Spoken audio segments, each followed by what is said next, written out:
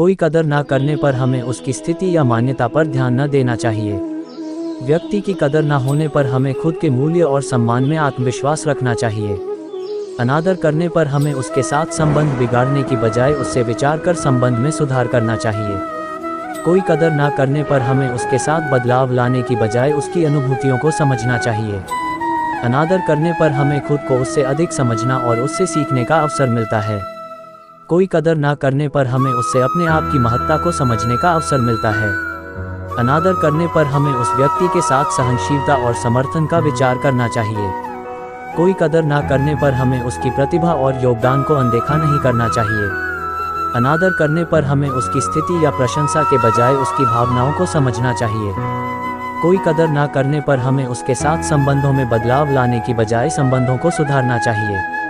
अनादर करने पर हमें उसकी अनूठी दृष्टि और सोच को समझना चाहिए।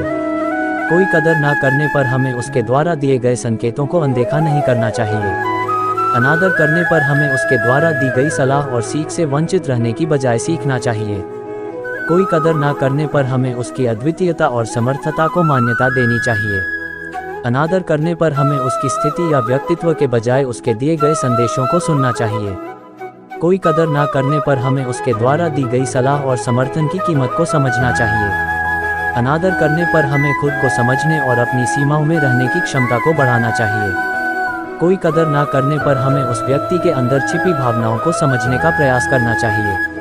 अनादर करने पर हमें उसकी प्रतिभा और सक्षमता की सराहना करनी चाहिए। कोई कदर ना करने पर हमें उसके संदेशों और उसके विचारों को समझने का प्रयास करना चाहिए।